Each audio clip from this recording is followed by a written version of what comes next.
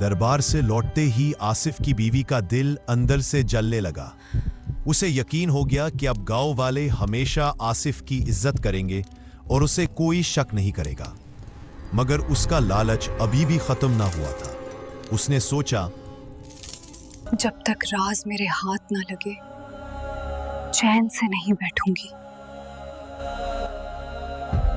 ये परिंदा भी उसके साथ है, मगर मैं किसी तरह उसे अकेला पाकर सब कुछ उगलवा लूंगी। कुछ दिन बाद मौका मिला। आसिफ खेतों में गरीबों के साथ काम कर रहा था। उसकी बीवी अकेले घर में बैठी सोचने लगी, अगर मैं सीधा राज ना जान सकूं तो क्यों ना उस इल्म का फायदा उठाकर सब माल अपने कब्जे में कर लूं। उसने चुपके से उन्हें लालची आदमियों को बुलाया जिन्होंने पहले आसिफ को पकड़वाया था।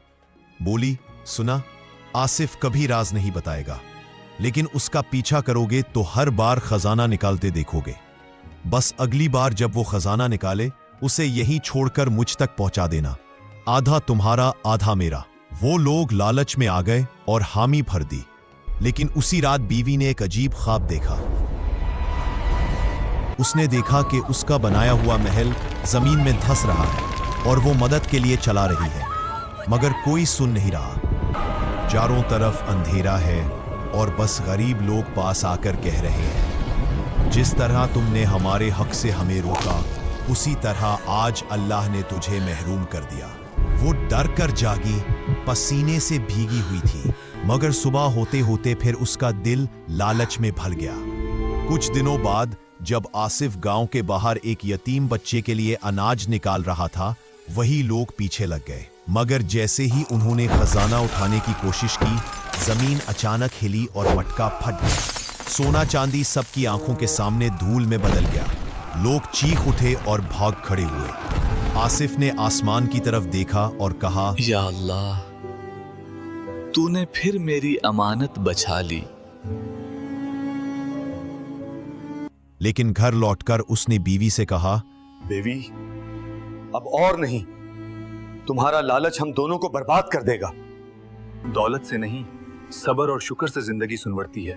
अगर तुम फिर भी इस राज के पीछे पड़ी रही तो मेरे और तुम्हारे रास्ते अलग हो जाएंगे। बीवी ये सुनकर सहम गई। पहली बार उसे एहसास हुआ कि उसने अपने लालच में न सिर्फ अपने शौहर को बल्कि खुद को भी खतरे में डाल दिया था। आसिफ की बातें बीवी के दिल पर तीर की तरह लगीं। वो चुपचाप बैठ गई, मगर उसकी आंखों से आंसू बहने लगे। पहली बार उसने महसूस किया कि उसने अपने ही घर की नींव हिला दी है। रात को वो जागती रही, आंखों के सामने वो सब मंजर घूमते रहे। वो गरीब और यतीम जिनके लिए आसिफ ने सराय बनाई थी, वो बेवा जिसके घर में खजाना सौंपकर उसने भूखी औलाद को बचाया था, और वो क्रिस्मा जब परिंदा दरबार में आकर उसकी गवाही दे रहा था। वो सोचती रही, आसिफ सचमुच नेक है और मैंने हमेशा उसे रोका, ताने दिए, लालच दिखाया। अगर आज ये मुझे छोड़ दे तो मेरा क्या होगा। सुबह उसने आसिफ के सामने आकर सर झुका लिया। आहिस्ता से बोली, आसिफ, मुझे माफ कर दो।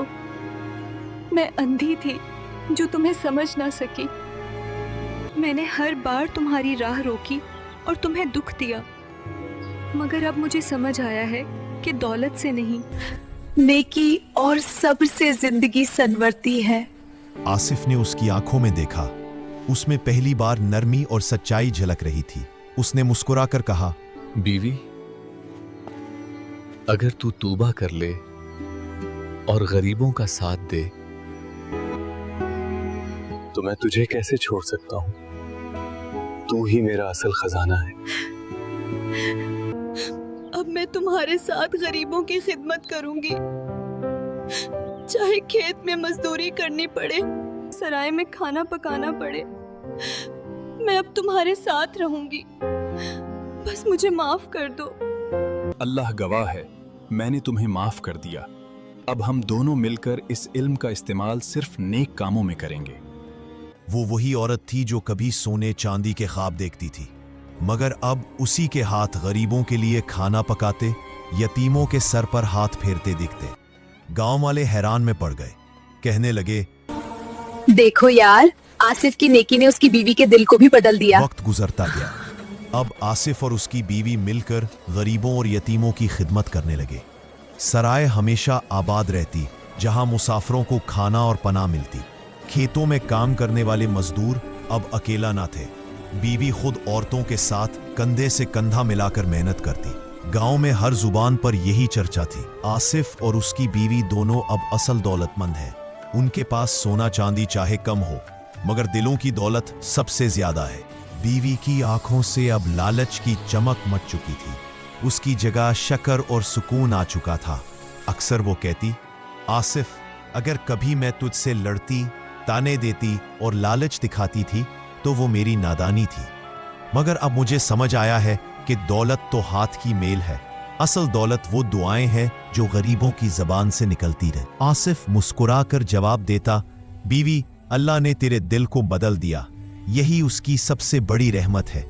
एक दिन वही परिंदा फिर उनके घर की छत पर आकर बैठा। उसने कहा, आसिफ, तूने अमानत को संभाला और सब्र किया, और ए औरत, तूने अपने लालच से तौबा की।